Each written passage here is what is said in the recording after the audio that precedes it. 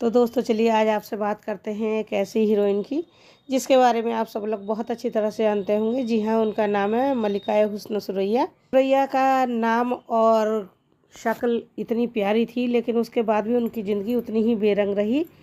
Career के top पर उन्हें देखिए देव आनंद से प्यार हुआ, लेकिन उनकी ये प्रेम कहानी कभी भी मुकम्मल नहीं हो पाई। हर एक्टर डायरेक्टर की पहली पसंद सुरैया ताउम्र कुंवारी रहीं।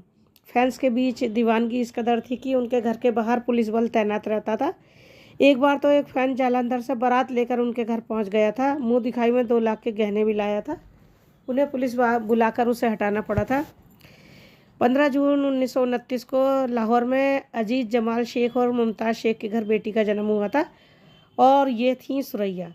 इनका पूरा नाम था सुरैया जमाल शेख, जिन्हें बाद में दुनिया ने सुरैया के नाम से जाना। जब वो 1 साल की थी उनका परिवार मुंबई आकर बस गया था। फिर यहीं पर उनकी पढ़ाई लिखाई हुई। सुरैया के मामा एम जहूर हिंदी फिल्मों के फेमस विलेन हुआ करते थे। ऐसे में सुरैया का भी फिल्मी दुनिया से जुड़ना बहुत ही आसान हो गया था। एक बार स्कूल की छुट्टियों में सुरैया मामा के साथ फिल्म ताजमहल की शूटिंग देखने स्टूडियो आई थी। वहाँ पर फिल्म प्रोड्यूसर नानू भाई वकील की नज़र उन पर पड़ गई। नानू भाई उनकी खूबसूरती और सादगी से इतना प्रभावित हुए कि उन्होंने सुरैया को फिल्म में मुमताज़ महल के लिए चुन लिया। राज कपूर और मदन मोहन सुरैया के बचपन के दोस्त थे। इन्हीं लोगों के साथ वो ऑल इंडिया रेडियो में बच्चों के प्रोग्राम के लिए गाने गाती थी। एक बार ऑल इंडिया रेडियो पर सुरैया को गाते हुए नौशाद साहब ने सुन लिया था। सुरैया के गाने का अंदाज नौशाद साहब को बहुत ज़्यादा पसंद आया था। इसके बाद उन्होंने कारदार साहब की फिल्म शारदा में सबसे पहले सुरैया को गाना गाने का मौका दिया था। इसके बाद से वो बहुत ही कम उम्र में इंडस्ट्री में बतौर सिंगर और एक्टर जुड़ गई। सुरैया के सिंगिंग कैरियर को संवारने में नौशाद साहब का देखिए बहुत बड़ा हाथ रहा था। उनकी देखरेख में सुरैया ने कई बेहतरीन गाने गाए, जिनमें से कुछ फेमस फिल्में हैं अनमोल घड़ी, दर्द, दिल लगी, दास्तान। ऐसी फिल्मों में गाना गाने के बाद वो सिंगिंग सेंसेशन बन गई थी। बॉम्बे टॉकीज प्रोडक्शन कंपनी की मालकिन देविका रानी भी सुरैया की कला से बहुत ज़्यादा प्रभावित हुई थी। देविका रानी ने उनके साथ 5 साल का कॉन्ट्रैक्ट कर लिया था। यह उन्हें हर महीने 500 रुपये वेतन मिलते थे। हालांकि कुछ समय बाद सुरैया ने यह कॉन्ट्रैक्ट ख़त्म कर दिया था। जबकि आसिफ ने उन्हें फिल्म फूल के लिए 40,000 की पेशकश की। फिल्म में उन्होंने पृथ्वीराज की बहन का किरदार निभाया था। सुरैया ने 1946 में फिल्म अनमोल घड़ी, 1947 में दर्द और 1948 में प्यार की जीत में काम किया था। इन सभी फिल्मों ने उन्हें बहुत पॉपुलैरिटी दिलाई। खासकर फिल्म प्यार की जीत में उनके काम को दर्शकों ने काफ़ी पसंद किया। फिल्म रिलीज होने के बाद सुरैया के घर के बाहर बड़ी तादाद में फैन इकट्ठा हो गए थे। हालात बिगड़ने पर 1 इंस्पेक्टर और 4 कांस्टेबल तैनात करने पड़े। हालांकि उसके बाद भी फैंस अपनी चहेती सुरैया की एक झलक पाने के लिए उनके घर के बाहर ज़रूर आते थे। भीड़ इतनी ज़्यादा होती थी कि लगभग हर समय ट्रैफिक जाम लगा रहता था। एक बार फैंस की यही दीवानगी सुरैया पर भारी पड़ गई थी। सुरैया को अपनी फिल्म के एक प्रीमियर में जाना था। वो किसी के घर के बाहर खड़ी भीड़ से बचते बचाते थिएटर पहुंच गई। हॉल के अंदर काफ़ी इंतजाम किए गए थे कि कोई सुरैया को पहचान ना ले, लेकिन तभी वहां पर मौजूद एक आदमी ने उन्हें पहचान लिया और वो चिल्ला पड़ा, अरे ये तो सुरैया हैं। ये सुनते ही भीड़ सुरैया पर टूट पड़ी। सुरैया को इस कदर घेरा कि उनका दुपट्टा उनके हाथों से छूटकर दूर जा गिरा। पहले तो काफ़ी देर तक सुरैया के साथ आए सिक्योरिटी गार्ड जो थे भीड़ पर काबू पाने की कोशिश करते रहे, लेकिन जब सिक्योरिटी गार्डों से बात नहीं बनी तब पुलिस को आना पड़ा। इस घटना का सुरैया पर इतना बुरा असर पड़ा कि उन्होंने पब्लिक प्लेस पर जाना ही बंद कर दिया। साथ ही इसके बाद वो कभी अपनी फिल्मों के प्रीमियर में भी नहीं गई।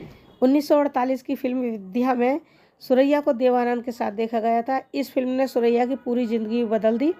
इसी के सेट पर पहली बार उनकी देव आनंद से मुलाकात हुई। इस मुलाकात का बहुत ही दिलचस्प किस्सा है।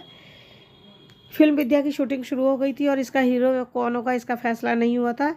एक दिन सुरैया सेट पर बैठी हुई थी, तभी उनकी नज़र कोने में बैठे एक नौजवान पर पड़ी जो उन्हें एकटक घूर रहा था। सुरैया ने प्रोड्यूसर को बुलाकर उससे कहा कि ये मुझे घूर रहा है, इन्हें यहाँ से हटा दीजिए, तभी मैं काम कर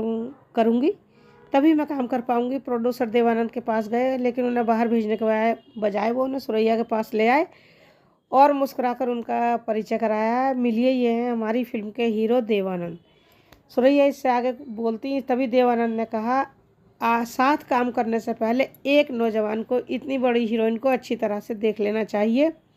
गुस्ताखी माफ। इस मुलाकात के बाद दोनों फिल्म की शूटिंग में बिजी हो गए। रोज़ की मुलाकातों के बाद दोनों में गहरी दोस्ती हो गई और बाद में दोनों एक दूसरे को पसंद करने लगे। सेट पर भी दोनों की आंखें एक दूसरे को ढूंढती रहती थी। देवानंद उन्हें प्यार से नौजी बुलाते थे और सुरैया उनको स्टीव। सेट के अलावा देवानंद उनके घर भी जाते थे। घूमना फिरना भी सब साथ में ही होता था। मगर कुछ समय बाद उनके प्यार को नज़र लग गई। उनके रिश्ते की बात सुरैया की नानी को पता चल गई। नानी पुराने ख्यालों वाली थी। उन्हें बिल्कुल भी मंजूर नहीं था कि सुरैया की शादी किसी गैर धर्म के लड़के से हो।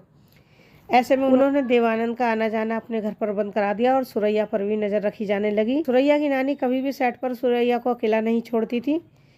वो नहीं चाहती थी कि देवानंद और सुरैया कभी बात कर पाएँ। साथ ही उन दोनों के रोमांटिक सीन को भी डायरेक्टर से हटाने के लिए कहती थी। फ़ोन पर भी बात नहीं हो पाती थी उन दोनों की, इसलिए दोनों खत के जरिए बात किया करते थे। 1949 में जीत की शूटिंग के दौरान देवानंद सुरैया के साथ भागकर शादी करने को तैयार थे, लेकिन नानी को ये बात पता चल गई। वह परिवार के खिलाफ सुरैया नहीं जाना चाहती थी, इसलिए उन्होंने शादी के लिए मना कर दिया और देवानंद से हमेशा के लिए दूरी बना ली। लेकिन देवानंद को छोड़ने के बाद भी वो ज़िंदगी भर देवानंद को प्यार करते रही और उन्होंने किसी से शादी नहीं की और ज़िंदगी भर कुंवारी रहीं। 40 के दशक में हर एक्टर और डायरेक्टर की इच्छा थी कि वो बस एक बार सुरैया के साथ काम कर ले। इस लिस्ट में दिलीप कुमार का नाम भी शामिल था। इसके लिए उन्होंने डायरेक्टर के आसिफ से बात की कि वो उनके और सुरैया के लिए एक फिल्म बनाए। सुरैया के साथ काम करने को के आसिफ भला कैसे मना कर सकते थे। उन्होंने भी हामी भर दी और दोनों को लेकर फिल्म जानवर की अनाउंसमेंट कर दी। सब कुछ तय हो गया। फिल्म की शूटिंग भी शुरू हो गई। तभी फिल्म के एक सीन के शूट के दौरान बवाल मच गया। सीन के मुताबिक सुरैया के पैर पर एक सांप काट लेता है और दिलीप कुमार को उनकी जान बचाने के लिए पैर से चूसकर जहर बाहर निकालना था। वो सीन एक बार में ही परफेक्ट तरीके से शूट कर लिया गया, लेकिन उसी सीन को फिर से कई बार शूट किया जाता रहा, जिससे सुरैया बहुत ज़्यादा परेशान हो गई। ये बात उनके मामा को पता चल गई। अगले दिन जब वो सेट पर पहुंचे तो फिर से उसी सीन को शूट करने के लिए कहा गया। इस बार जैसे ही दिलीप कुमार सुरैया के पैर से जहर चूसकर निकालने की कोशिश करने लगे तो सुरैया ने अपना पैर खींच लिया और उठ खड़ी हुई। वो दिलीप कुमार से गुस्सा हो गई। इसी बीच सुरैया के मामा भी आ गए और उन्होंने भी दिलीप कुमार को मारने की कोशिश की, लेकिन के आसिफ बीच में आ गए। इस घटना के बाद सुरैया ने तय कर लिया था कि वो कभी भी दिलीप कुमार के साथ किसी भी फिल्म में काम नहीं करेंगी। सुरैया के इस फैसले से देखिए के आसिफ बहुत ज़्यादा नाराज़ हो गए थे। उन्होंने कहा कि फिल्म पर उन्होंने इतना पैसा लगाया है, इसकी भरपाई कौन करेगा। तब सुरैया ने एक चेक भरकर के आसिफ को दे दिया और तुरंत ही गेट से निकल गई। उस दिन के बाद वो फिल्म कभी पूरी नहीं हुई। 1936 से 1963 तक सुरैया ने फिल्मों में काम किया। खराब स्वास्थ्य की वजह से उन्होंने फिल्म इंडस्ट्री से दूरी बना ली थी। इस बारे में उनका कहना था कि मुझे फिल्में छोड़ने का बिल्कुल भी अफसोस नहीं है। मैं हर दिन की शूटिंग से ऊब गई हूँ। कई सालों से मैं ढंग से सो तक नहीं पाई हूँ, ठीक से खाना तक नहीं खा पाई हूँ, इसलिए मैं चाहती हूँ कि अब मैं शूटिंग ना करूँ। जिंदगी के अंतिम 6 महीनों के दौरान सुरैया अपने वकील धीमकर के परिवार के साथ रहीं। उन्होंने बीमार होने पर उन्हें अस्पताल में भर्ती करवाया था। वह हाइपोग्लाइसीमिया जैसी कई गंभीर बीमारियों से पीड़ित थी, जिसकी वजह से 31 जनवरी 2004 को 74 साल की उम्र में उनका निधन हो गया। अंतिम यात्रा में शामिल हुए सभी लोगों की आंखें देवानंद को ढूंढ रही थी, लेकिन देवानंद उसमें नहीं आए थे। और इस तरह देखिए सुरैया के जीवन का भी अंत हो गया। एक दुखदाई अंत, अकेला, किसी अपने से दूर और किसी अपने को पास बुलाने की चाह में। तो इस तरह देखिए सुरैया का दुखदाई जीवन रहा बहुत ज़्यादा, जिसे सुनकर बहुत दुख होता है। अगर हम भी पढ़ते और सुनते तो हमें भी बहुत दुख लगता है। आप लोगों को कैसा लगा मुझे ज़रूर बताइएगा। आप लोगों को वीडियो कैसी लगी? अगर अच्छी लगी तो प्लीज़ वीडियो को लाइक कीजिए, शेयर कीजिए और सब्सक्राइब कीजिए चैनल को, और इसी तरह बने रहिए। चलिए मिलते हैं आपसे अगली वीडियो में। इस वीडियो में इतना ही। नमस्कार।